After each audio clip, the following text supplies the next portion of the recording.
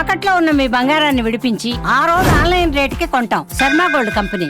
ప్రేక్షకులందరికీ నమస్కారం. నేను గీతాంజలి. ప్రస్తుతం మనతో పాటు శృంగేరి శారదాపీఠ ఆస్థాన పండితులు, ప్రవచన నిధి డాక్టర్ బాచంపల్లి సంతోష్ కుమార్ శాస్త్రి గురువు గారు ఉన్నారు. వారితో మాట్లాడదాం. గురుగారు నమస్కారం అండి. నమస్కారం అమ్మా. నిత్య దీపారాధన అనేది ఎంతో ముఖ్యం అని చెప్తూ ఉంటారు. ఎందుకు చేయాలి అనేది ఒక ప్రశ్న అయితే, చేయటం వల్ల ఎటువంటి ఫలితం పొందుతాము అంటే, కోరికల కోసం చేయాలా నిత్య దీపారాధన, లేదు మన జీవితంలో మార్పు కోసం చేయాలా? మీరేం చెప్తారు? దీపం వెలిగించడం మన అంతరంగంలో జ్ఞాన దీపం వెలగటానికి. బహిర్గతమైన దీపం నీకు జ్ఞాన దీపం కావాలి. దీపంలో ఉండే రహస్యం ఇది. ప్రతి పూజలో దీపారాధన ప్రారంభమవుతుంది. మొట్టమొదలు చేసేదే మనం దీపారాధన. సాధ్యం త్రివర్తి సంయుక్తం వన్నినా యుజితం మయ గృహాన మంగళం దీపం త్రైలోక్యతి విరాపహ అని మనం అలా చక్కగా శ్లోకం చెప్పి ఆ దీపాన్ని వెలిగిస్తాము. ఇది భారతీయ సంస్కృతి. ఎందుకంటే జ్యోతి అంటే సాక్షాత్తు తామగ్నివర్ణాం తపసా జ్వలంతి. దుర్గా సూక్తంలో అక్కడ వెలుగుతున్నటువంటి చైతన్యం అంటే ఆ చైతన్యమే దైవం. మొట్టమొదలు దీపంలో అగ్నిని వెలిగించి ఆ చైతన్యంలో భగవత్ శక్తిని దర్శిస్తాం. పూజ మొదలయ్యేదే చైతన్య ప్రభావాన్ని వ్యక్తం చేయటానికి. సర్వ చైతన్య రూపాం తాం ఆద్యాం విద్యాంచ ధీమహి బుద్ధిం యానః ప్రచోదయాత్. దేవీ భాగవతంలో చెప్పినట్టుగా సర్వ చైతన్య స్వరూపమైనటువంటి ఆ దీపంలో ఆ మహాకాళి, మహాలక్ష్మి, మహాసరస్వతి, రాజరాజేశ్వరి, అంబిక, చండిక, దుర్గా, పరమేశ్వరి యొక్క శక్తి అలా ప్రాదుర్భావమైనప్పుడు ఆ దీపము నుండి వెలువడేటువంటి ఆ కాంతుల యొక్క తేజస్సు అనేటువంటిది మన అజ్ఞానపు చీకట్లను పారద్రోలి జ్ఞానం వైపున మనను తీసుకువెళ్ళటానికి కావలసినటువంటి ఒక గొప్ప శక్తిని దీపం మొట్టమొదలు మనకిస్తుంది. కాబట్టి దీపారాధన చాలా రహస్యం. అందుకే ప్రతి చోట మీకు ఇంకొకటి అర్థం చేసుకోవాల్సింది ఏమిటంటే, ఎవరైనా పోయినప్పుడు కూడా దీపం పెట్టాలి అంటే అది నియమమే. పెడుతూ ఉంటారు, పెట్టాలి. పోయినప్పుడు శవం దగ్గర పెట్టే దీపము ఒక్క వత్తితో పెడతారు. ఒకే ఒక్క వత్తి ఉంటుంది. ఒక్క వత్తితో పెడితే, అంటే ఈ మధ్య కాలంలో ఎందుకు ఈ మాట చెబుతున్నానంటే, ఎవరైనా పోయారు అంటే మాకు అశౌచం వచ్చింది కాబట్టి మా ఇంట్లో దీపారాధన మానేశాము, సంవత్సర కాలము 6 నెలలు పెట్టట్లే, 10 రోజులు పెట్టట్లే. అసలు 10 రోజులు సంవత్సరం పెట్టడం అనేటువంటి దీపం మానేయాల్సిన పని ఎప్పుడూ లేదు. ఆ 11 రోజులు ఎప్పుడు పెట్టాలి దీపం, ఎప్పుడు పెట్టాలి. దీపం అనేటువంటిది ప్రతి నిత్యము వెలిగించవలసిందే. దీపం మానేయటానికి వీల్లేదు. కేవలం మేము కార్తీక మాసంలో 1 రోజులు మాత్రమే దీపాలు పెడతాము, 365 దీపాలు వెలిగించేసి చేతులు దులిపేసుకుంటే మరల సంవత్సరం వరకు దీపాలు పెట్టకూడదు అన్న మీమాంసలో పడిపోతున్నారు జనమంతా. కానీ కాదు, దీపం నిత్యము. మీ ఇంట్లో అశౌచం వచ్చినప్పుడు కూడా దీపం వెలిగితే మంచిది.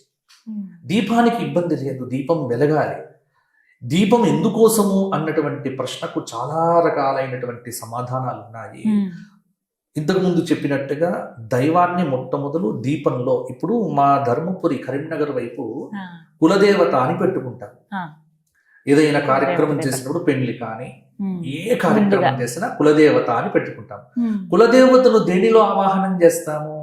ఒక గూట్లో ఒక మూకుడు పెట్టి, కంచు మూకుడు పెట్టి, దానిలో మట్టి ప్రమిదలో దానిలో నువ్వుల నూనె పోసి దీపం వెలిగించి దీపంలోనే కులదేవతను ఆవాహనం చేస్తాం. అంటే దీపం అనేటువంటిది దేవత ఆవాహనంకు చాలా ముఖ్యమైనటువంటిది. కాబట్టి దీపములో దేవత ఆవాహనం అయిపోతుంది. దీపములో దేవతా శక్తి అనేటువంటిది సుస్థిరంగా ఉంటుంది. అందుకే దీపం ఆరిపోకూడదు అంటారు. అంటే దేవత ఎప్పుడు కూడా చైతన్యవంతంగా ఉండాలి అని. కాబట్టి దీపము ఖచ్చితంగా నువ్వుల నూనెతోనే వెలిగించాలి. ఈ మధ్య కాలంలో పిచ్చి నూనెలు ఎక్కువైపోయినాయి, చాలా రకాల ద్రవ్యాలు చెప్పారు. మనం కూడా ఎక్కడ లేని పిసినారితనం అంతా ఎక్కడ చూపిస్తాము అంటే ఈ నూనె కొనడంలోనే చూపిస్తాము. ఎందుకు అంటే, నువ్వు స్వాగత్ గ్రాండ్కో లేకపోతే ఏదో ప్యారడైజ్కో వెళ్ళి బిర్యానీ దగ్గర నీ పిసినారితనం చూపించవు. అక్కడ 500 1000 రూపాయలైనా బిల్లు పెట్టేస్తాం. లేకపోతే పిజ్జాలకు పెట్టేస్తాం, తర్వాత లేకపోతే ఖర్చులు పెట్టేస్తాం, లేకపోతే ఐమాక్స్కో అక్కడికో సినిమాకి వెళ్ళి 250 350 టబ్బు పాపకాలను పెట్టేస్తాం. కానీ షాపుకు వెళ్ళి మాత్రం దీపారాధన దీపం మాత్రం 100 రూపాయలకే కావాలంట. ఈ పిసినారితనం ముందు విడిచిపెట్టండి. మంచి నువ్వుల నూనెతో దీపం వెలిగించండి. ఇంకా వేరే నూనె, అసలు తైలం అంటే ఏంటమ్మా? తిలలు అంటే నువ్వులు, తిలల నుంచి వచ్చేది నూనె. తైలం. తైలం అంటే నూనె. అసలు నూనె అంటేనే నువ్వుల నూనె. అసలు ఇంకా వేరే ద్రవ్యం ఏది? వేరే ద్రవ్యం ఎందుకమ్మా? అసలు నువ్వుల నూనెతోనే దీపం వెలిగించాలి. ఈ మధ్య కాలంలో ఈ ఎక్కువైపోయి మార్కెటింగ్ స్కిల్స్ ఎక్కువైపోయి రకరకాల నూనెలు అంటగడుతున్నారు. ఈ నూనె పెట్టండి, ఆ నూనె పెట్టండి, ఈ నూనె పెడితే ఇది వస్తుంది, ఆ నూనె పెడితే ఇది వస్తుంది. ఇవన్నీ మనకు నూనె పుయ్యడానికే. కానీ ఒక్కటి గుర్తు పెట్టుకోండి, నువ్వుల నూనె, స్వచ్ఛమైన నువ్వుల నూనె, ఒక మంచి గానుగా పట్టినటువంటి నువ్వుల నూనెతో ఇంట్లో దీపారాధన చేస్తే నీ ఇంట్లో ఉన్న నెగటివ్ ఎనర్జీ మొత్తం పోతుంది. నువ్వుల నూనె నుంచి వచ్చేటువంటి ఆ పొగ కూడా మంచిది. అనాదిగా మనకు దేవాలయాల్లో కూడా ఇంత శక్తివంతంగా ఎందుకుండేవి? ఈ విద్యుత్ దీపాల కాంతి లేదు. ఈ రోజుకు తిరుమల లోపల గర్భాలయంలో లైట్లు ఉన్నాయా? అస్సలు లేవు. ఆ మీరు దీపం తమిళనాడు దేవాలయాల్లో ఎక్కడ చూడండి, కేరళలో చూడండి, ఎక్కడ మీకు లోపల గర్భాలయంలో దీపం తప్ప విద్యుత్ దీపం ఉండదు. అవునండి, నిజం. ఆ రామేశ్వరంలో దీపములు చూశాను. కూడా నువ్వుల నూనెతో చాలా చైతన్యవంతం. అయితే ఆముదము లేకపోతే నువ్వుల నూనె. ఇదేమిటి ఈ మధ్య కాలంలో ప్రతి వాడు కొత్త కొత్త నూనెలు తయారు చేస్తున్నారు అంటే ఇవన్నిటికి కారణం కూడా కొంతమంది గురువులని చెప్పుకునే వాళ్ళు, మేము ఈ నూనె తయారు చేస్తున్నాము, మా బ్రాండ్ ఇది, ఈ బ్రాండ్ ఇది. ఈ బ్రాండ్ పెంచుకోవటంలో అసలైన పదార్థాన్ని విడిచిపెట్టేశాం. ఎందుకంటే ఇక్కడ మోసం పనికిరాదు. నువ్వుల నూనె, స్వచ్ఛమైన నువ్వుల నూనె, గానుగలో పట్టించినటువంటిది ప్యూర్ నువ్వుల నూనె పెట్టండి ఇంట్లో. నూనె దగ్గర కక్కుర్తి పడొద్దు. 500 రూపాయల కిలో అయితే ఏమిటి? పెట్టేది భగవంతుడికే కదా. అక్కడ కాంప్రమైజ్ కావద్దు ఎవరు కూడా. కాబట్టి మంచి బ్రాండ్లో మంచి నువ్వుల నూనె పెట్టండి. మీ ఇంట్లో మార్పులు చూడండి. ఇప్పుడు ఎవరైతే ఇది చూస్తున్నారో వారందరూ తెలుసుకోండి, నా మాట విని ఒక 48 రోజులు మంచి నువ్వుల నూనెతో మీ ఇంట్లో దీపారాధన చేయండి. మీ ఇంట్లో పరిస్థితులు మారకపోతే నన్ను అడగండి. చాలా నకారాత్మకమైన శక్తులు తొలగిపోతాయి. కాబట్టి ఎక్కడ ఖర్చు పెట్టాలి, ఎక్కడ పొదుపు చెయ్యాలి. అనవసరమైనటువంటి వాటికి ఎక్కువ పెడుతున్నాం, అవసరమైనటువంటి చోట తక్కువ పెడుతున్నాం. దేవుడికి పూజ చేసే దగ్గర ఎక్కడ కాంప్రమైజ్ కావద్దు. దీపం వెలిగించాల్సిందే మంచి నువ్వుల నూనెతో దీపం వెలిగించండి. మంచి గంధం పొడి పెట్టండి, మంచి కుంకుమ పెట్టండి, మంచి పువ్వులు ఎక్కడో తీసుకొచ్చి కాదు, మీ ఇంట్లో పూచిన పువ్వులు తీసుకొచ్చి పెట్టండి. మంచి నివేదన చెయ్యండి. కాబట్టి నువ్వు ఎలాగైతే క్వాలిటీగా తిందామనుకుంటావో, క్వాలిటీగా ఉందామనుకుంటావో, క్వాలిటీ బట్టలు వేసుకుందాం అనుకుంటావో, మనం అన్నీ కూడా దేవుడి దగ్గరికి వచ్చేసరికి పిసినారితనం ప్రదర్శిస్తాం. అమ్మవారికి చీర కట్టించాలనే కోరిక ఉంటుంది. కానీ ఏం చీర కట్టించాలి అంటే దేవుడికే కదండి, 300 రూపాయలు చీర చాలు. వద్దు. నన్ను ఇలాంటి ఒక పెద్ద ఆయన అడిగాడు, నేను అమ్మవారికి చీర కట్టిద్దాం అనుకుంటున్నాను, దీనికి ప్రమాణమైనది ఏదైనా ఉందా గురువు గారు అని. ఎలాంటిది కట్టించాలి అని అంటే నేనేం చెప్పాను, దీనికి ప్రమాణం అయితే ఏం లేదు, కానీ మా పెద్దలు చెప్పినటువంటి మాట ఒకటి ఉంది. మీ మ్యారేజ్ డే రోజున మీ ఆవిడకు ఎన్ని రూపాయలు పెట్టి చీరను కొనిస్తారో అంతే ఖర్చుతో అమ్మవారికి కూడా చీర పెట్టండి. అదే ప్రమాణం. అంతే. నువ్వు ఇంట్లో ఏదైతే వాడుకుంటావో అది భగవంతుడికి పెట్టు, మోసం లేదు కదా.